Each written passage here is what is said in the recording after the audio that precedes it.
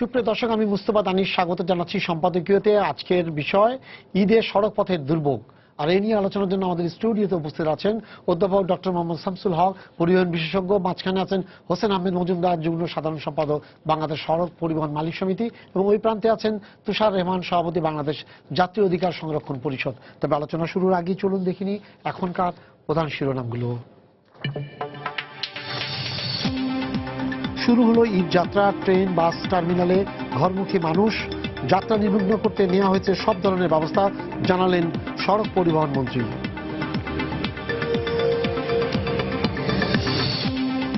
ঈদ উপলক্ষে কূটনীতিক পাড়া, শপিং মল, টার্মিনালে নিরাপত্তা জোরদার।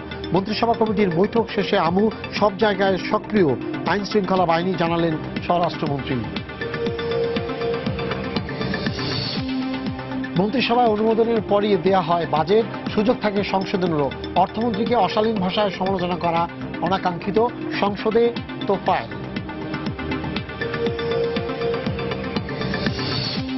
রাজধানীর বেড়িবাঁধ এলাকা থেকে হাইওয়ে পুলিশের এএসপির লাশ উদ্ধার, হত্যা করা হয়েছে বলে ধারণা।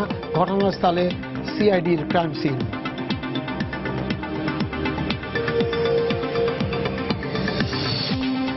এবং টানা বৃষ্টি ও পাহাড়ি ঢলে হুমকির মুখে হবিগঞ্জের খোয়াই নদীর বন্যা নিয়ন্ত্রণ বাঁধ, অবৈধভাবে বালু উত্তোলনই ঝুঁকির কারণ, অভিযোগ আতঙ্কিত এলাকাবাসী।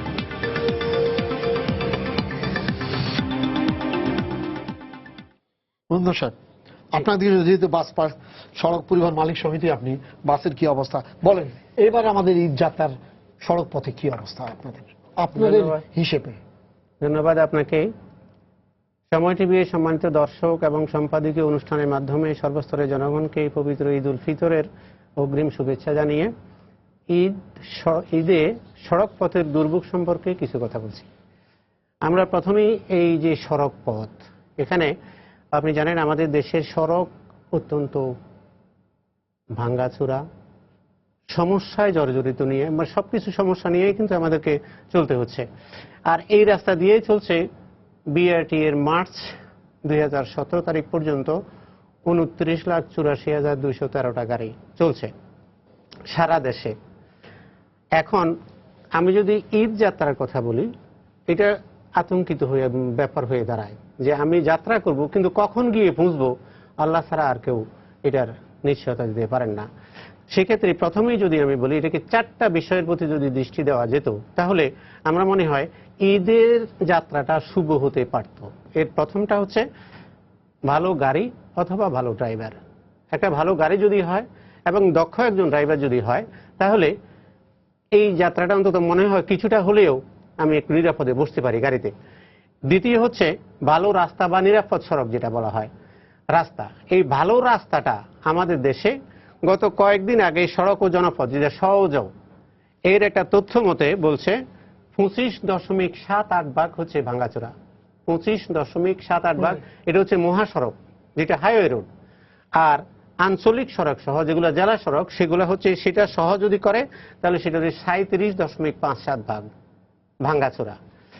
আপনি খেয়াল করলে দেখবেন যে কোনো একটা জায়গায় সম্পূর্ণ রাস্তাটা যদি ভালো হইয়া একখানে যদি ভাঙ্গা হয়, এখানে যে যানজটটা পড়ে, এই যানজটটা কিন্তু 5 মিনিটে পড়লে 5 ঘন্টায় শেষ হয় না। তাহলে আমার প্রথম কাজটা কি, এই জায়গাটুকু থেকে যদি আমি ঈদ আসার আগেই মেরামত করে রাখতে পারতাম, তাহলে এখানে এই দুর্ভোগটা সৃষ্টি হতো না। 3 নম্বরে আসে আইনশৃঙ্খলা বাহিনীর ভালো তৎপরতা। এই আইনশৃঙ্খলা বাহিনীর ভালো তৎপরতা বলতে আমি বুঝাচ্ছি, যানজট যেখানে যেখানে সৃষ্টি হয়, তারা যদি সেখানে ভালোভাবে তৎপরতা চালায়, তাহলে সেখানে যানজট থেকে অন্তত কিছুটা হলেও ঈদমুখী মানুষ, গড়মুখী মানুষগুলা অন্তত রেহাই পায়।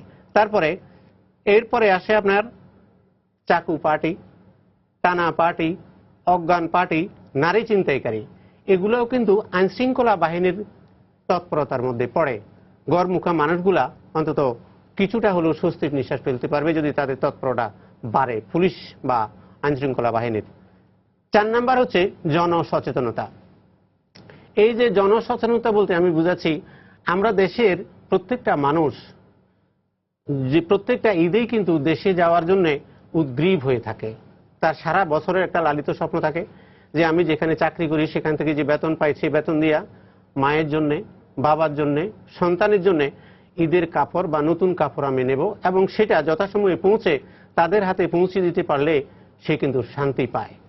এই যে তার যাওয়াটাকে নির্বিঘ্ন করার দায়িত্ব কিন্তু আমার, আপনার, সরকারের, সবার।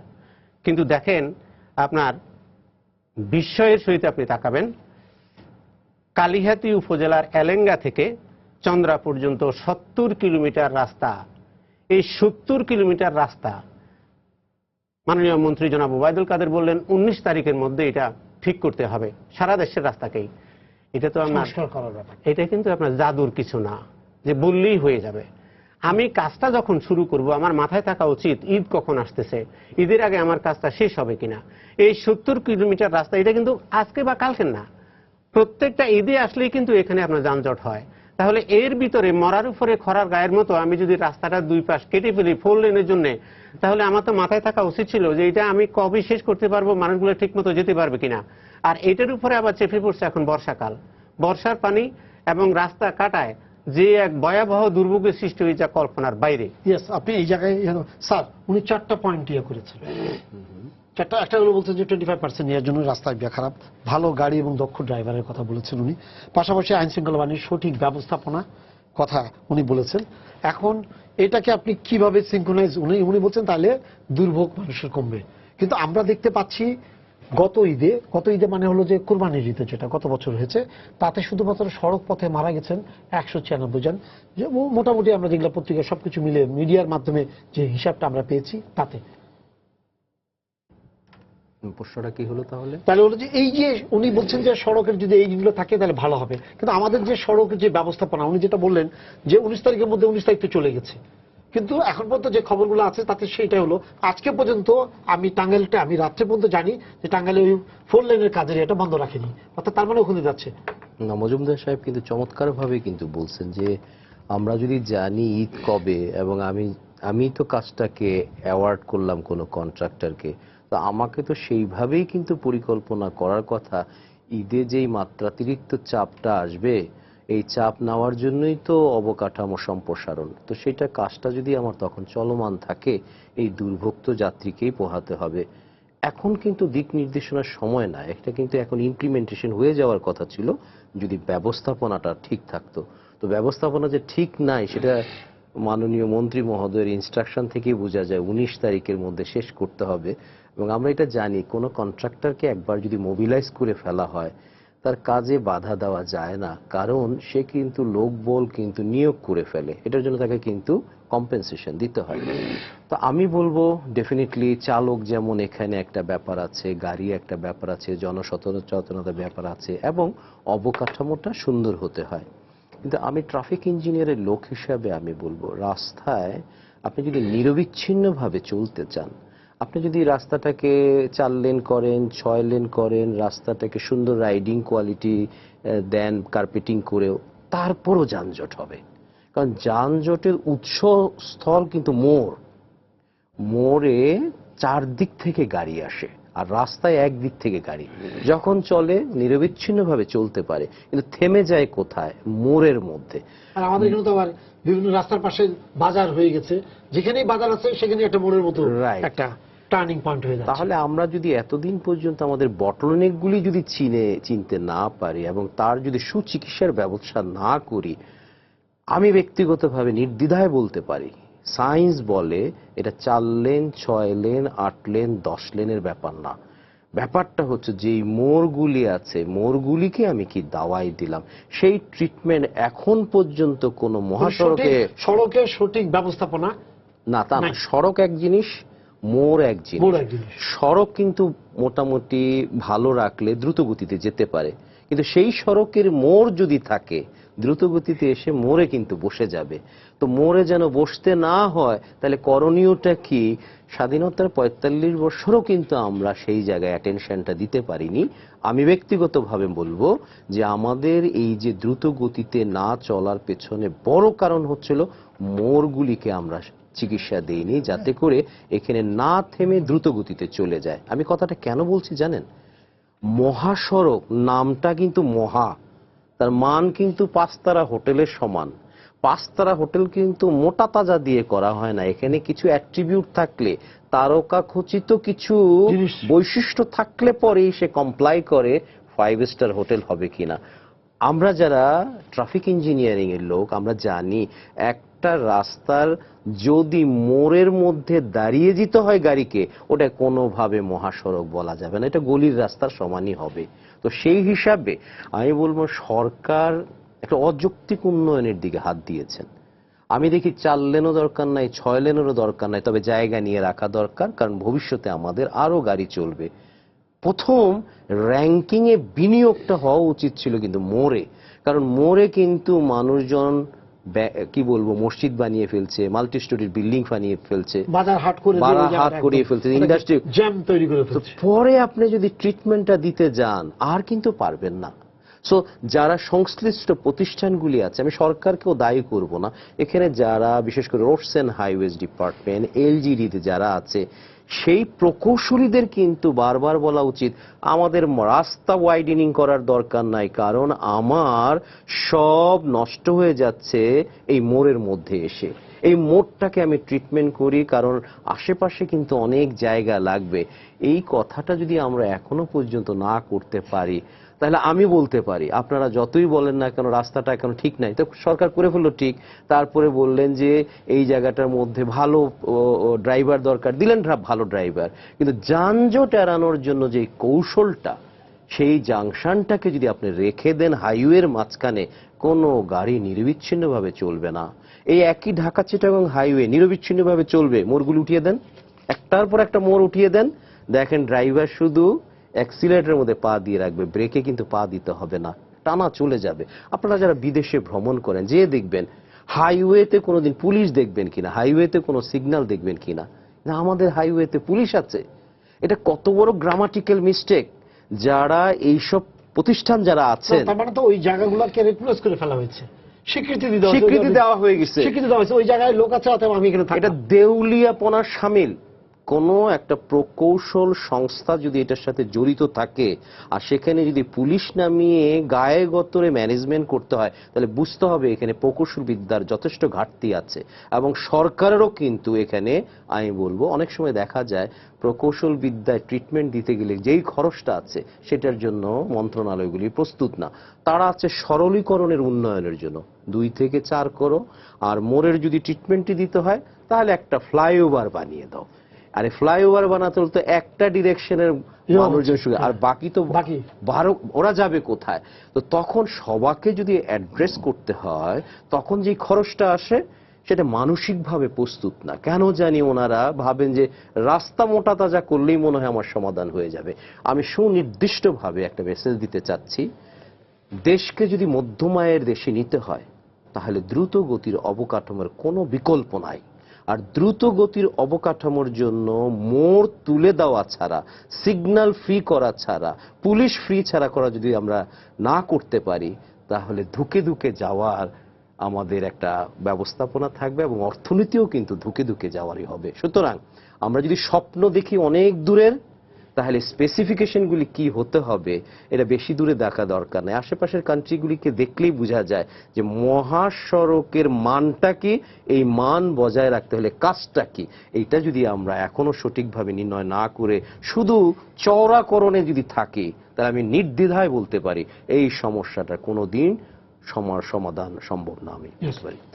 বলেন আপনি আপনাদের যাত্রীদের তরফ থেকে আপনাদের ইয়েটা কি আছে? উনি যেটা বললেন যে এই সমস্যাগুলো আছে, উনি যেটা বললেন। জি, মজুমদার সাহেব, আমাদের জাতীয় অধিকার সংরক্ষণ পর্ষদ থেকে বাংলাদেশের যাত্রী সাধারণ এবং সাধারণ মানুষকে ঈদ শুভেচ্ছা জানিয়ে আমি বক্তব্য রাখছি।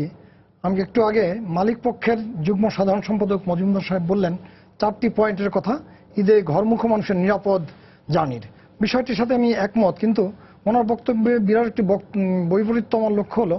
উনি বললেন ভালো গাড়ি, প্রথমত 1 নম্বরে ভালো গাড়ি এবং ভালো ড্রাইভার।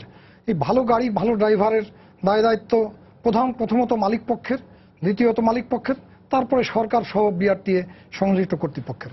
তা আমরা জানি ভালো ঈদ মানেই আসলে ঈদের সময় ঘরমুখো মানুষের যে যাত্রার পরিমাণটা বাড়তি চাপ, মানে আই থিঙ্ক 10 গুণের চেয়েও বেশি, 20 গুণ বা তারও বেশি। সে অর্থে এই গাড়িগুলো তো সারা বছর চলে না, সেটা হচ্ছে বিভিন্ন গ্যারেজে থাকে, বিভিন্নভাবে আটকা থাকে, বিভিন্ন রকম আনফিট গাড়ি, যেগুলো ফিটনেস থাকে না, সেই গাড়িগুলোকে তড়িঘড়ি করে 20 গুণ মানুষকে পথে নামিয়ে বাড়ি পৌঁছে দেওয়ার জন্য তাদের একটা আয়োজন থাকে। সেখানে তাদের অর্থনৈতিক স্বার্থ, সেবারও ব্যাপার আছে যে মানুষগুলোকে বাড়ি পৌঁছানোর ব্যাপার, কিন্তু তার চেয়েও লাভের ব্যাপার, লোভের ব্যাপার এবং বাড়তি আয়ের ব্যাপার। এই আয়টা করতে গিয়ে যখন গাড়িগুলো আনা হয় তখন ফিটনেসবিহীন গাড়ি, বিভিন্ন ভাঙাচোরা গাড়িকে রং চং দিয়ে একটু প্রাথমিকভাবে দৃশ্যমান উপযোগী করতে হয়। নতুন তো কোনো গাড়ি নতুনের নামছে না। সুযোগ নেই। আগের যে গাড়িগুলো চলছিল অচল গাড়ি, যেগুলো যে গাড়িগুলো গ্যারেজে ছিল, বাইরে ছিল, সেই বন্ধ ছিল, বিভিন্নভাবে রাস্তায় চলতো না বা বিভিন্ন প্রয়োজনও ছিল না, 20 গুণ মানুষ কম, 20 গুণের চেয়ে কম চলতো। এই কারণে তারা একটি নির্দিষ্ট সময়ের মধ্যে গাড়িগুলোকে রাস্তায় হাজির করে। এই হাজির করতে গিয়ে যে তাদের আয়োজন করতে হয়, এই আয়োজনটার মধ্যে বিরাট একটি ফাঁকির অনিবার্যতা থাকে। সেটা হচ্ছে ভালো ড্রাইভার কোথায় পাবে। কারণ আমরা জানি যে ড্রাইভার আছে তার প্রায় 40% ড্রাইভারের লাইসেন্স, আসল লাইসেন্স নেই। তারা বিভিন্নভাবে শিক্ষা, বিভিন্নভাবে ট্রাফিক সিগন্যাল বিষয়ে তারা অজ্ঞ। এমনকি আমাদের যদিও নৌ পরিবহন মন্ত্রীর দায়িত্বে তিনি বাংলাদেশের সড়ক পরিবহন সেক্টরের একটি নেতাও, তিনি বলছেন ড্রাইভারদের তো বেশি শিক্ষার দরকার নেই, এরা ছাগল গরু, মানুষের পার্থক্য বুঝলেই হয়। এই যদি একজন মন্ত্রী বা একজন সড়ক পরিবহন শ্রমিক ফেডারেশনের একজন সভাপতি বলেন, সেখানে দুরবস্থাটা বিদ্যমান বলে আমরা মনে করি। সেক্ষেত্রে এখান থেকেই ধরে নেওয়া যায়, আমাদের একটু আগে যে বক্তব্য একটা মালিক পক্ষের সাধারণ সম্পাদক বা যুগ্ম সাধারণ সম্পাদক তিনি বললেন ভালো গাড়ির অভাব আমরা বোধ করছি, তার বক্তব্যের মধ্যে ভালো ড্রাইভারের অভাব। তাই এই জন্যই প্রথমত তারাই দায়ী, আবার তারাই উপস্থাপন। আমি মনে করি সরকারের কাছে আগে তাদের একটি তালিকা দেওয়া দরকার ছিল, যে বিআরটিএ এবং সংশ্লিষ্ট কর্তৃপক্ষের মাধ্যমে ড্রাইভারদের প্রশিক্ষণ দেওয়া এবং তাদের ভালো ড্রাইভার সৃষ্টি করা। এটা তারা করছে না। হয়তো যদি স্কিল ড্রাইভার আনা হয় তাহলে বেতন মাইনে তাদের সুযোগ সুবিধা বাড়তে দিতে হয়। আর যদি যেন কোনো প্রকারের কোনো রকম স্টিয়ারিং ধরতে জানে, ভালো তার প্রশিক্ষণ নেই, তাহলে কম পয়সা দিয়ে তাকে 7 দিনের জন্য 10 দিনের জন্য পথে নামানো যায়। এটি একটি ব্যাপার। আর খারাপ গাড়িগুলো নামালে এই গাড়িগুলো ভস্ম হয়ে যায়, বন্ধ হয়ে যায়, বা নষ্ট হয়ে যায় বা কোনো রকম দুর্ঘটনায় পড়ে, তার ক্ষতির সম্মুখীনটা কম হয়। আর যাত্রীদেরকে মাঝখানে নিয়ে যে ছেড়েও দেওয়া হয়, ভাই গাড়ি চলছে না, টাকা তো অলরেডি স্টেশনে বা যেটাকে বলে আমরা বিক্রি করার টিকিট আগে হয়ে গেছে, টাকা ফেরতের সুযোগ নেই। এই একটি বিষয়। এই বিষয়টি তার বৈপরীত্য আমি মনে করছি তিনি স্বীকার করলেন। তার এবং মালিক পক্ষের অপারগতা সৃষ্টির বিষয়ে আমি তাকে ধন্যবাদ জানাচ্ছি যাত্রীদের পক্ষ থেকে। আরেকটি ব্যাপার নিরাপদ সড়কের বিষয়টি, এই বিষয়টি আমাদের বুয়েটের স্যার বললেন, আমি এর সাথে কিছুটা একমত। এজন্যই আমরা মনে করি এই তড়িঘড়ি করে ঈদের সময় এবং গত 3-4 বছর ঈদ, এবার ঈদ পুরো বর্ষার মধ্যেই পড়ছে। বর্ষার মধ্যে ঈদ ফলে আমাদের সড়ক অবকাঠামো, রাস্তাগুলো ন্যারো, সেগুলো মহাসড়ক হোক, আঞ্চলিক রাস্তা বা তো সেখানে একটি নির্দিষ্ট রাস্তায় যেখানে 20 গুণ গাড়ির চাপ বাড়ে, সেখানে রাস্তা প্রশস্ততার ব্যাপার আছে, অথবা যে রাস্তাটি আছে সেটি খুব টেকসই ভালো রাস্তা। তো আমরা জানি রাস্তাটি যদি বর্ষাকালে শুরু করা হয়, বর্ষার মধ্যে চুন সুরকি দিয়ে বা কোনো রকম ভিটামিন ছাড়া, সে রাস্তাটি টেকসই হয় না। টেকসই না, সাস্টেন যদি না হয়, তাহলে সে রাস্তাটি আজকে ঠিক করলে কালকে আবার ভসকে যায়, বসে যায়। আমরা যা দেখছি ঢাকা টাঙ্গাইল বঙ্গবন্ধু সড়কের যে সেতুটা উত্তরবঙ্গের সাথে, এটি সবচেয়ে যানজটের কয়েক বছর যাবতের ভোগান্তি। সেখানে সরকার প্রায়োরিটি বেস যদি রাস্তাটির পিছনে লাগতো বা কাজ করতো, আমি মনে করি এখানে একটি সরকার সহ সংশ্লিষ্ট কর্তৃপক্ষের নজরদারি এবং এক অর্থে বলতে হয় আন্তরিকতা, অথবা চূড়ান্তভাবে এটা তাদের বিবেচনায় থাকে না, কিন্তু তড়িঘড়ি করে ঈদকে সামনে রেখে তাদের কিছু করতে হয়। তাই মাননীয় মন্ত্রীও রোজ যেখানে যান, অথবা তিনি যেদিন যান সেদিন রাস্তাটা ক্লিয়ার থাকে। তিনি তো রোজ যেতে পারেন না একটি রাস্তায়, তিনি বাংলাদেশের সড়ক যোগাযোগ সেতু মন্ত্রী। তিনি টাঙ্গাইল একটি বাংলাদেশের 64টি জেলার একটি পথ, সেখানে আমি মনে করি যাওয়া সম্ভব না। যেদিন যান তিনি, তার সেদিন ভালো হয়, যেদিন যান না, যেতে পারেন না, অধিকাংশ সময় রাস্তা খারাপ থাকে। এই জন্য আমি মনে করি রোডসের যে ইঞ্জিনিয়ারিং ডিপার্টমেন্ট এবং ঠিকাদার কর্তৃপক্ষ আছে, সরকারি একটি সংশ্লিষ্ট বিভাগ, তাদেরই নজর থাকে রাস্তাটি যেন ঠিক করা হয় এমন সময় কোনো রকমের বর্ষার মধ্যে যেন তেমন করে বুঝিয়ে দেয়া, টাকাটি সরিয়ে নেওয়া এবং কাজটি পড়ে থাকা, পরবর্তী আবার সংস্কারের জন্য আবার টাকা আবার সংস্কারের জন্য পয়সা নেয়। এই একটি ব্যাপার। এটা দ্বিতীয়টি গেল, যেটি আমি মনে করি সরকারের ওখানে প্রধানত সরকারের ব্যবস্থা নেওয়া উচিত এবং এখানে জনগণের কিছু করার নেই। বিআরটিএ, সড়ক যোগাযোগ মন্ত্রণালয় এবং সংশ্লিষ্ট কর্তৃপক্ষের সমন্বয়ের একটি বিরাট অভাব। তৃতীয় তিনি বললেন জনসচেতনতা, আইন শৃঙ্খলা রক্ষাকারী বাহিনী। এখানে আমরা লক্ষ্য করছি গত সপ্তাহে স্বরাষ্ট্র মন্ত্রণালয়ের একটি মিটিংয়ে স্বরাষ্ট্র মন্ত্রণালয়ের ঊর্ধ্বতন কর্মকর্তা তিনি স্বরাষ্ট্রমন্ত্রীকে বললেন যে আমরা অন্তর্বর্তীকালীন সময়ে এই পুলিশের পাশাপাশি সড়কের যানজট এবং নিরাপত্তার জন্য আর্মিকে ব্যবহার করতে পারি কিনা। আসলে আর্মি ব্যবহারের কথা হলে আমাদের সিভিল সোসাইটি বা সাধারণ মানুষের মধ্যে একটু বোদ্ধা শ্রেণীর মধ্যেই হয়, আর্মিকে কেন ডাকবো। আমি মনে করি আর্মি আমাদের দেশের একটি প্রধান সুশৃঙ্খলিত বাহিনী, আমাদের মাইনের, আমাদের বেতনে এবং মুক্তিযুদ্ধে তাদের বিরাট ভূমিকা ছিল। সেই আর্মিতে আমরা বিভিন্ন জাতির প্রধান কাজগুলো, প্রধান সমস্যাগুলোর সময় তাদেরকে ব্যবহার করা তাদের জন্য এটি কাজের এবং আমাদের জন্য গর্বের। এই জায়গাটিতে কোথাও কেউ কেউ যেন আর্মি কেন আনবো, আর্মি ব্যবহার হচ্ছে, আর্মি আছে। আমরা আজকে ঢাকা মেডিকেল কলেজ সহ বিভিন্ন সেক্টরগুলোয় army major general, general, brigadier general এদের দেখছি। কিন্তু আবার এদের কথা বললে একটা শ্রেণী বা একটা গোষ্ঠী গোষ্ঠা করে এদের কেন ডাকো। আসলে ডাকা তো হয়ে গেছে, আর এখানে সিভিল ডেমোক্রেসি চলছে, তার মধ্যে আর্মি ব্যুরোক্রেট, আর্মি তো শাসন আছে একটি, সে শাসনটি বেসামরিক সরকারের অধীনে, কিন্তু তারা বিভিন্ন সংস্থার প্রধান। কাজে অন্তর্বর্তীকালীন ঈদের মতো বা পুজোর মতো সময় যেখানে যাত্রা 20 গুণ যাত্রীদের সঙ্গে বেড়ে যায়, সেখানে তাদেরকে আমরা ট্রাফিক বিভাগে ব্যবহার করে যদি আমরা ব্যবহার করতে পারি, এটা তো ভালো বলে মনে করি। আর আমরা মনে করি এক্ষেত্রে আর্মিদের ব্যবহার করতে পারি, কারণ আর্মি এটার বাইরে আর কি আছে? এটার আর বাইরে যেটা জনসচেতনতার কথা তিনি বললেন, জনসচেতনতা একটা বিরাট ব্যাপার, কিন্তু এই ব্যাপারটিতে ঘাটতি আছে। কারণ জনগণের অনৈক্য এবং জনগণ আসলেই একটি সামগ্রিক বিশাল জনগোষ্ঠী, কিন্তু এদের সিন্ডিকেট নেই, সংগঠন নেই। এদের সংগঠন আমাদের রাজনৈতিক দলগুলো জনগণের সংগঠন, কিন্তু জনগণের নিজস্ব সংগঠন যেটি, সেটা হওয়ার দরকার জনগণের বিশেষ করে জনসচেতনতা, পারস্পরিক সংহতি এবং আমরা একের সমস্যায় আরেকজন এগিয়ে আসি। উনি যেটা বলেছেন ড্রাইভার লাইসেন্সের কথা, আমি একটু বলি। আমি সেটা বলছি, উনি যে কথাটা বলছেন যে মালিক পক্ষ ভালো গাড়ি মালিকের দায়িত্ব, ভালো ড্রাইভার মালিকের দায়িত্ব, আপনি বিস্ময়ের সঙ্গে তাকানো উচিত। এক একটা গাড়ির মূল্য এখন 1 কোটি 1.5 কোটি টাকা, যে গাড়িগুলা আপনার ঢাকা টু চট্টগ্রাম, ঢাকা টু সিলেটে চলে। তো সেই ক্ষেত্রে কোনো একজন মালিক প্রত্যেকটা ব্যবসায়িক কারণে মালিক চাইবে যাতে করে তার গাড়িতে সবসময় প্যাসেঞ্জার আসে, সেই জন্য সে তার গাড়িটাকে ভালো রাখতে চান এবং তার নিজের স্বার্থেই গাড়ির একজন দক্ষ ড্রাইভার তিনি ওখানে নিয়োগ করেন। এই ক্ষেত্রে কোনো মালিকের কোনো হেরফের থাকলে তার ব্যবসা হবে না, এটা প্রত্যেকেই বুঝে। তো এখানে মালিক এবং ড্রাইভারের প্রতি এই কোনো দোষারোপ করার আমি কিছু দেখি না। প্রত্যেক মালিকই চাইবে তার গাড়িটা ভালো চলুক এবং কোনো অ্যাক্সিডেন্টে যেন না পড়ে। এখানে আমি পরিষ্কার কিছু কথা বলতে চাই, যেমন আপনাদের ঢাকা থেকে যেমন মহাখালী বলেন, গাবতলী বলেন, সায়দাবাদ বলেন, এইসব জায়গা থেকে যে গাড়িগুলো নিয়মিত যাতায়াত করে দেশের বিভিন্ন স্থানে, ঈদ আসলে, যখন ঈদ আসে, ঈদের সময় আপনার এইবারের ঈদে আশঙ্কা করা হচ্ছে 1,25,00,000 লোক 3 বা 4টা শহর থেকে গ্রামের দিকে যাবেন। এর মধ্যে আমি আপনাকে একটা ছোট্ট পরিসংখ্যান দেব, সেটা হচ্ছে বাস এবং সড়ক পথে যদি যে যারা যাতায়াত করবেন, বাসের সংখ্যা হচ্ছে রেজিস্টার্ড বড় এবং ছোট মিলিয়ে, মানে বড় বাস এবং মিনি বাস মিলিয়ে 68,433টা, আর এতে করে প্যাসেঞ্জার যাবেন 70,95,000, আর লঞ্চ, স্টিমার, ট্রলার ইত্যাদিতে নৌপথে যাবেন 32,25,000, 41টি নৌ সড়কে, যেটা নৌ রুটে 205টা লঞ্চের মাধ্যমে, আর রেলপথে যাবে 2,887 কিলোমিটার পথ পাড়ি দেবেন 25,80,000 মানুষ। এই যে বিশাল জনসংখ্যা যাবে, এই জন্য কি হয়, জনসচেতনতার কথা যেটা আমি বলছিলাম, গার্মেন্টস গুলো একদিনে ছুটি হয়ে যায়, প্রায় বিভিন্ন ডেটে ছুটি দেয় না, যার ফলে লক্ষ লক্ষ শ্রমিক বাড়িতে যাওয়ার জন্য একই দিনে মুভ করতে চায়। তখন কি হয়, আমাদের নিয়ন্ত্রণের বাইরে চলে যায়। যেমন আমার কাউন্টারে গাড়ি আসতে পারতেছে না, ঘন্টার পর ঘন্টা হাজার হাজার মানুষ কাউন্টারের সামনে জমা হয়ে আছে। তখন কি হয়, কিছু সুযোগ সন্ধানী গ্রামে যেসব গাড়িগুলো চলে সেগুলোকে রংসং লাগিয়ে ট্রিপ দেওয়ার জন্য চলে আসে। তারা আসলে পরে এগুলা, যেমন মনে করেন আপনার আব্দুল্লাহপুর, ওখান দিয়ে ঘুরে ওখানে অথবা কোনো গার্মেন্টসের সামনে কোনো আলাদা করে ভাড়া করে ওখান থেকে নিয়ে যাচ্ছে। সেই ক্ষেত্রে আমার মালিক হিসেবে কি দায়িত্ব থাকতে পারে? ওই গাড়িটা তো আমার না, আরেকজন গ্রামের থেকে যেটা লোকালে চলে সেটা এখানে চলে আসছে, আর ভাড়া যে নিয়েছে সে তো আমাকে জিজ্ঞাসা করে ভাড়া নেয় নেই।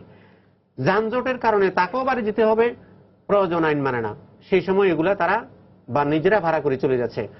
এক, দুই নম্বর হচ্ছে, আপনি মালিক সমিতি, আমি শেষ করি কেন্দ্রীয়ভাবে মালিকগুলো কি আপনাদের অধীন, আপনাদের নিয়ন্ত্রণে? আমি বলি আপনাকে, এই গাড়িগুলা সেই সময় রাস্তায় দাঁড়িয়ে দাঁড়িয়ে পুলিশ ছাড়া যদি উৎসে যেখান থেকে গাড়িটা মেন রোডে আসতেছে সেখানে যদি এটাকে থামিয়ে দেওয়া যায়, তাহলে এই গাড়িটা আর এখানে আসতেছে না, রাস্তায় যানজট তখন কম হবে। কারণ সেখানে অদক্ষ ড্রাইভারের একটা ব্যবস্থা থাকতে পারে গ্রামগঞ্জে, কিন্তু আমার যে শহরের থেকে যে আধুনিক গাড়িগুলো যাচ্ছে এখানে দক্ষ ড্রাইভার আছে, কিন্তু তারা, আপনাকে ছোট্ট একটা উদাহরণ দিই, মহাখালী বাস স্ট্যান্ড থেকে চন্দ্রা দূরত্ব হচ্ছে 44 কিলোমিটার। 1 ঘন্টা পথ যদি সুন্দরভাবে চলে 1 ঘন্টায় যাওয়ার কথা, সেখানে লাগতেছে 5 ঘন্টা পরীক্ষিত গাড়িতে বসা, ইফতার করতে হচ্ছে রাস্তায়। এই গাড়িটা যদি আপনার 1 ঘন্টায় যেতে পারতো, তাহলে গন্তব্যে থেকে ফিরে এসে আবার এখান থেকে এসে প্যাসেঞ্জার নিয়ে যেতে পারতো, রাস্তায় যানজট যদি না থাকতো। কিন্তু আমার গাড়িটা অন্তত যেখানে 3 ঘন্টা যাওয়ার কথা সেখানে 10 ঘন্টা যেয়ে পৌঁছতেছে, যার ফলে ব্যবসা যাচ্ছে এখান দিয়ে। আর এখানে যে প্যাসেঞ্জারের চাপ, সাধারণ মানুষের যে চাপ, এটাও বেড়ে যাচ্ছে, অনেক গুণ বেড়ে যাচ্ছে। আচ্ছা, তাহলে এই যে এবার যে ঢাকা টাঙ্গাইলের যে 4 লেনের যে ইয়াটা চলছে, মানে বিশেষ করে মানে চন্দ্রা থেকে একদম এলেঙ্গা পর্যন্ত, হ্যাঁ, এই যে 70 কিলোমিটার, হ্যাঁ, এখন কি অবস্থা আছে আপনাদের? এখন এই অবস্থায় আমি আপনাকে বলি যে হাইওয়ে পুলিশের গাজীপুরের যিনি আছেন এসপি জনাব শফিক সাহেব, এবং উনি, আমি প্রতিদিন ওনাদের সঙ্গে কথা বলি, হাঁটুর উপরে পানিতে ডিউটি করতেছে দাঁড়িয়ে দাঁড়িয়ে। এখন প্রশ্ন হচ্ছে উনি দাঁড়িয়ে থেকে কি করবেন? গাড়ি যখন উভয় দিক থেকে যানজটে পড়ে যায় তখন তারাও অনেকটা অসহায়ের মতো দাঁড়িয়ে থাকতে হয়, অনেক পরিশ্রম করতেছে। কুমিল্লার যে হাইওয়ে এসপি, তার সঙ্গে আমি আজকেও কথা বলেছি, সে আমাকে বলছে যে আমি রাস্তায় দাঁড়িয়ে ডিউটি করতেছি, কুমিল্লা ময়নামতির ওখানে যানজট বাঁধে। যেমন স্যার আমাকে বলছিলেন, কিছুক্ষণ আগে বলছিলেন 4 লেন, 6 লেন, 8 লেন করছে, কিন্তু তার সুফল আমরা পাচ্ছি না। একটি মাত্র কারণ, দেখেন রাস্তা 4 লেন করা হয়েছে কিন্তু ব্রিজ 4 লেন করা হয় নাই, 8 লেন করা হয়নি। তারপরে 8 লেনে গাড়িগুলো এসে সিঙ্গেল লেনে ঢুকছে। তাহলে মেঘনা বলেন, দাউদকান্দি বলেন, কাশপুর বলেন, সব জায়গায় এসে কিন্তু এরকম হচ্ছে। হানি ফ্লাইওভারের নিচে যান, আপনি বিস্মিত হবেন, আধুনিক শহর ঢাকা, হানি ফ্লাইওভারের নিচে বাচ্চারা জাল দিয়ে মাছ ধরতেছে। কোন দেশে আমরা বসবাস করছি? এটা কি রাস্তা নাকি একটা নদী? তাহলে এখানে যেখান থেকে আমি বাইর হব সেখানে এই অবস্থার পথের অবস্থা কি হবে? আমি আপনাকে একটু জনগণের উপকারের জন্য একটা কথা বলি, সরকারের দৃষ্টি আকর্ষণ করব। এই মুহূর্তে ঈদের আগে আমাদের যে ঢাকা টু চট্টগ্রামের এই মাঝখানে এখানে 3টা জায়গায় ওয়েস্কেল বসানো আছে এবং 2টা ব্রিজের মধ্যে আপনার টুল প্লাজা বসানো আছে। এগুলোর মধ্যে বিশাল একটা পড়ে, যানজট পড়ে, ওই যে সিরিয়াল মেনটেন করতে গিয়ে। যদি যেমন ট্রাক, কাভার্ড ভ্যান, পিকআপ, ঈদের 3 দিন আগে বন্ধ করার নির্দেশ দেওয়া হয়েছে, আমরা সেটা মেনে চলি। ওই সময়টা যদি টুল প্লাজাগুলা বন্ধ রাখা হয় জনগণের স্বার্থে, গাড়ি সমানে মুভ করবে, এখানে দাঁড়াতে হবে না, 1 মিনিট করে দাঁড়ালে কিন্তু বিশাল লাইন পড়ে যাচ্ছে। তো সেই ক্ষেত্রে সরকারের যদি শুভ দৃষ্টি থাকে এদিকে, এটাকে যদি ঈদের 3 দিন আগে বন্ধ করে দেওয়া যায় টুল প্লাজাগুলা, তাহলে এখানে কিন্তু যানজটটা অনেকাংশেই কমে যাবে না। স্যার, আমি যেটা বলতে, আপনি যেটা বলছিলেন যে যত বড়ই লম্বা, যত বড়ই চওড়া রাস্তা করেন না কেন, মোড় যদি হয়, চন্দ্রা এরকম একটা জায়গা, বলেন স্যার। হ্যাঁ, আমাদের আব্দুল্লাহপুর থেকে আরম্ভ হয়, আব্দুল্লাহপুর, বাইপাল, চন্দ্রা, নবীনগর, গাজীপুরের মোড়, এদিকে কাঁচপুরের মোড়, ভোগড়া, ভুলতা, একদম চিহ্নিত ঐতিহাসিকভাবে যানজটে কোনো জায়গায় মুক্তি পাওয়া যাচ্ছে না। আমি এই জায়গাটার মধ্যে অস্বস্তি লাগে। জয়দেবপুরের মোড় আজকে না ঐতিহাসিকভাবে এখানে যানজট হয়, চন্দ্রার মোড় ঐতিহাসিকভাবে। তো একটা যদি রোগ হয় আপনার তো চিকিৎসা করতে হবে, এবং আপনি জানেন সুন্দর সুচিকিৎসার ব্যবস্থা আছে, সায়েন্সে আছে, তাহলে এই দেশে করছে না। আপনি যদি এই লাইনের হন তখন বুঝবেন সামথিং রং। এই সিস্টেমে যারা আছে তাদের ফোকাসটা হয়তো সায়েন্সের দিকে নাই, ননসেন্সের দিকে আছে। তারপরেক্ষণে আবার দেখলেন রাস্তা চওড়া করছে, মোড়টাকে কিন্তু ধরে নাই, তখন আপনি বিস্মিত হওয়া ছাড়া আর কোনো উপায় নাই।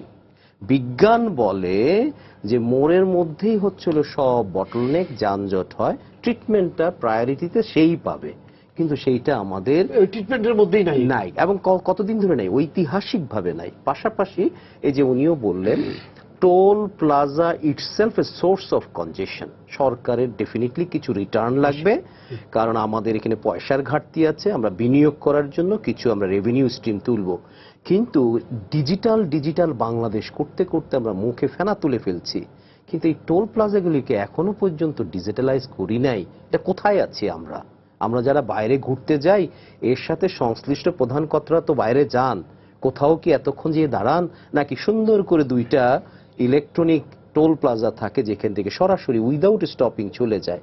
এই জিনিসটা আমরা এখনো পর্যন্ত করি নাই, যেই কারণে কিন্তু যেটা মজুমদার সাহেব বললেন, টোল দিতে গিয়েই কিন্তু আরেকটা জটের সৃষ্টি হয়। তার মানে কি, পরীক্ষিত কতগুলি উৎস আছে যানজটের, আবার হাট বাজার এটা না হয়তো লোকবল লাগিয়ে পরিষ্কার করে দিতে পারে, কিন্তু টোল প্লাজাতে সরাতে পারবেন না। যেটা উনি বললেন 2 লেনের ব্রিজ তো রাতারাতি আপনি সরাতে পারবেন না, মোড়গুলি তো সরাতে পারবেন না, 4 লাইনের গাড়ি এসে 1 লাইনে চলে যাবে। সো দীর্ঘমেয়াদে সরকারের বিজ্ঞান ভিত্তিক যেই কাজগুলি করলে পরে মনে হতো তারা ভবিষ্যতের চাহিদাটাকে দেখেই প্রোঅ্যাক্টিভলি আগের থেকেই প্রস্তুত আছে, তাহলে বুঝতে পারতেন যে সঠিক পথেই আছে। কিন্তু আমরা যেটা দেখতে পারি সারা বছর ধরে কিছু নাই, এই ধরনের যখন মাত্রাতিরিক্ত চাপ চলে আসে, গায়ে গতরে মানুষ নামিয়ে, এবং কথা উঠছে আর্মিকেও নামাতে হবে, এটা কোন পর্যায়ে গেলে এই সিদ্ধান্তগুলির কাছাকাছি আসতে হয় সেটা আমি বলবো দেউলিয়াপনা সামিল হলে। বিজ্ঞান যদি থাকে, পৃথিবীতে কি বাংলাদেশই একমাত্র দেশ আছে নাকি চায়নার মতো 130 কোটির মানুষেরও কিন্তু স্প্রিং ফেস্টিভ্যাল 15 দিনে যে মাস মাইগ্রেশনটা হয় তারা সামাল দেয় কিভাবে? বিজ্ঞান ইন্ডিয়াতেও তো বড় বড় ফেস্টিভ্যাল। তো এই যে বিজ্ঞান ছাড়া আমরা নিজেরা শুধু ইনভেস্টমেন্ট সর্বস্ব থিঙ্কিং নিয়ে আছি, এটা কখনোই কিন্তু আমাদেরকে খুব একটা সুফল দিচ্ছে না। তা আমি সেই কারণে বলবো আমরা হয়তো প্রতি বছর এই টক শো করবে, সরকারও বলবো আমরা 4 লেন, আমার তো আশ্চর্য লাগে 4 লেন করে ফেলছে, ঢাকা ময়মনসিংহ 4 লেন করেছে, আরো কতগুলি করে ফেলবে, কিন্তু সরকার স্বস্তিতে থাকবে না। কারণ এই যে বিনিয়োগগুলি করছে, আমি যেটা আগেই বললাম, অযৌক্তিক বিনিয়োগ হচ্ছে, যৌক্তিক বিনিয়োগ যেখানে হওয়ার কথা ছিল সেই উৎসে করছে না। সেই কারণে কিন্তু সরকার কখনোই কিন্তু ক্রেডিটটা নিতে পারছে না। হাজার হাজার কোটি টাকা খরচ করে ঢাকা ময়মনসিংহ করলো, ঢাকা চিটাগং করলো, আরো রাস্তা করছে, আমি আপনি নির্দ্বিধায় বলতে পারি কজগুলি থেকে যাচ্ছে। সিমটমের ট্রিটমেন্ট করলে কিন্তু কখনোই আমরা তার কাঙ্ক্ষিত ফসল পাবো না। সো আমি বলবো পরীক্ষিতভাবে যেই সব জায়গায় যানজটের উৎসস্থলগুলি আছে সেগুলিকে অনেক আগের থেকেই সংশ্লিষ্ট প্রতিষ্ঠানগুলিকে অবশ্যই এটার একটা নিয়ামক বা প্রতিষেধক দিয়ে এটাকে যদি আমরা সরিয়ে রাখতে পারতাম, সরকার কিন্তু সুন্দরভাবে স্বস্তিতে জনগণকে দিতে পারতেন, এবং ওনারাও কিন্তু একটা ক্রেডিট নিতে পারতেন। আর আরেকটা জিনিস হলো, এই যে উৎসবের সময় বহুমাত্রিক যোগাযোগ ব্যবস্থার একটা সম্পূর্ণ মাত্রা আমরা দেখতে পাই, কিছু নৌপথ, কিছু সড়ক পথ, কিছু রেলপথে যায়। এটা উনি কিছু তথ্য উপাত্ত দিলেন, আমি জানি না কোথা থেকে উনি পেয়েছেন। যারা ম্যানেজমেন্টে থাকে, ম্যানেজমেন্ট একটা সায়েন্সের ফাউন্ডেশন হলো ডাটা। প্রতি বছর আমার গত 10 বছর আগে ঈদ উল ফিতরে কেমন গাড়ি, কত লোক মুভমেন্ট, কত মুভমেন্ট সড়ক পথে ছিল, কত মুভমেন্ট ছিল রেলপথে, কত মুভমেন্ট ছিল আমার নৌপথে, দেন পরের বছর কত, এরকম 10 বছরের যদি তথ্য উপাত্ত থাকে, আপনি এটাকে প্রজেক্ট করলে পরের বছর আমার কোথায় যেতে হবে, দ্যাট ইজ কল্ড সায়েন্স। নাই, এই দেশে নাই। ঠেকা দিয়ে কোনোভাবে চালিয়ে রাখতে হয়, এবং ওইটাই ওনারা জানেন। এটা দেখলে পরে খুব দুঃখ লাগে, কারণ আমরা স্বপ্ন দেখছি, কিন্তু আবার যে কথাগুলো বিজ্ঞান ভিত্তিক যে সমাজটা হয়, যে দেশটা হয় সেরকম, কিন্তু কাজটা করতে গেছি টোটালি অবৈজ্ঞানিক ভাবে। আমরা শেষ পর্যায়ে আছে, আপনি লাস্টে আপনি কি বলেন? আমি একটা কথা বলবো, সেটা হচ্ছে যেমন জনসচেতনতার কথাটা আমি বলছিলাম। আমাদের দেশে যখন আপনি একদম কিন্তু কম, যে লক্ষ লক্ষ মানুষ যখন একদম হাজার হাজার মানুষ জমায়েত হয়ে যায় বাসের সামনে, ট্রাকের সামনে, আপনার লঞ্চের সামনে, তখন আমি জনগণের উদ্দেশ্যে বলবো, ঈদ এবারে না করতে পারলে বাসে থাকলে আগামী বছর করতে পারবো, কিন্তু জীবনের ঝুঁকি নিয়ে আপনি লঞ্চের ছাদে, বাসের ছাদে, তারপরে একটা ট্রাক ভাড়া করে উপরে যাই উঠবে, না না আমি বলছি কোনটা, এই যে লঞ্চের ছাদে বসা, মনে করেন মানে দুর্যোগ ব্যবস্থাপনার মধ্যে ঝুঁকি নিয়ে জীবন ঝুঁকি নিয়ে যাচ্ছে। সেটি হচ্ছে যে আমি গতকাল খুলনায় গিয়েছি টঙ্গীপাড়া এক্সপ্রেসে, যেটা আমি গত মাসে আগের মাসে গেছি 500 টাকায়, সেটা গতকাল আমি গেছি 700 টাকায়। আজকে আমি খুলনা থেকে এসেছি টঙ্গীপাড়া এক্সপ্রেসে, যে গাড়ি ভাড়া নর্মাল চেয়ার কোচ 300 টাকা, আমি সেটা আজকে দিয়েছি 500 টাকা। এই ধরনের কথা না, এটা অবশ্যই হতে পারে না, আমি নিজে করেছি, এটা হতে পারে না, এটা মালিক পক্ষ কিন্তু ভিজিলেন্সের কালেক্ট করছে কি। আরেকটি কথা হচ্ছে যে বিষয়টি হচ্ছে, আমরা টকশো, স্যার বললেন আমরা টকশো করবো, প্রতি বছর সমস্যার মধ্যেই যেয়ে থাকবো, সেটা না। আসলে আমার কাছে মনে হচ্ছে ঢাকা, রাজধানী ঢাকা শহর পৃথিবীর মধ্যে একটি অপরিকল্পিত এবং পরিবেশ ভারসাম্যহীন শহর দাঁড়িয়েছে। এটার থেকে মুক্তি পাওয়ার জন্য আমরা খুব দরকার একটি প্রশাসন বিকেন্দ্রীকরণ এবং ঢাকার উপরে চাপ কমা, ঢাকার যানজট জনজট কমানোর জন্য আরেকটি নতুন রাজধানী করে সেখানে সেটি যদি গোপালগঞ্জ হয়, বর্তমান সরকার যেহেতু গোপালগঞ্জের উপরে সড়কের উপরে উন্নয়নের উপরে বেশি একটু নজর দিয়েছে বলে আমরা মনে করি, যখন খুলনায় যাই গোপালগঞ্জ সড়ক দিয়ে তখন মানে রানওয়ে দিয়ে যাচ্ছি। সে প্রশ্নে আমাদের একটি দ্বিতীয় রাজধানী শহর দরকার, সেটি গোপালগঞ্জ হলেও আপত্তি নেই। ঢাকাকে থেকে মানুষের ভিড় কমাতে হলে জেলা পর্যায়ে, মহকুমা পর্যায়ে, বিভাগীয় পর্যায়ে চিকিৎসা, স্বাস্থ্য, কর্মসংস্থান এবং মানুষের বিশেষ করে সেখানে তার নিরাপত্তা এগুলো না বাড়ালে ঢাকার উপরে মানুষ ক্রমেই বাড়বে এবং ঢাকা পৃথিবীর মধ্যে সবচেয়ে বাসযোগ্যহীন একটি শহরে পরিণত হবে এবং প্রতি বছর টকশো হবে, বিভিন্ন নাকাল হব, জনজটে আমরা ভুগবো, মন্ত্রী দৌড়ে যাবেন অন্য কাজ থেকে তার একটি সড়কে যে পড়ে থাকতে হবে। কাজে আমরা মনে করি কেন আমরা জানি যে বঙ্গবন্ধু চেয়েছিলেন বাংলাদেশে মানুষের হাসি ফোটাতে। হাসি ফোটানোর প্রধান কাজ হলো তার দোরগোড়ায় নিয়ে প্রশাসন তার কথা শুনবে, তার সমস্যার কথা শুনবে, সমস্যার আলোকে তার সমাধান দিবে। সবকিছু ঢাকা কেন্দ্রিক, সব নিয়ে ঢাকা আনতে হবে। এটার জন্য আমি বুঝি না Naval headquarter, Naval head office ঢাকায় থাকবে, এটা আমার কাছে বিস্ময়ের লাগছে।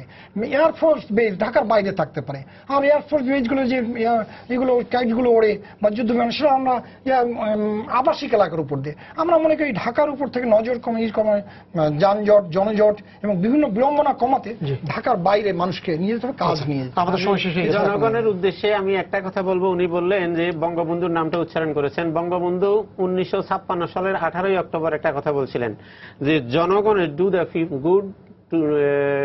গুড টু দ্য পিপল, জনগণের জন্য ভালো কাজ করে। সরকারের প্রতি আহ্বান থাকবে জনগণের প্রতি দৃষ্টি দেওয়ার জন্য। আপনাদের ধন্যবাদ, সময় শেষ হয়ে গেছে। সবাইকে শুভেচ্ছা জানিয়ে শেষ করছি আজকে সম্পাদকীয়। আগামীকাল আবারও দেখা হবে রাত 10টায়, দেখার আমন্ত্রণ রইল। শুভরাত্রি।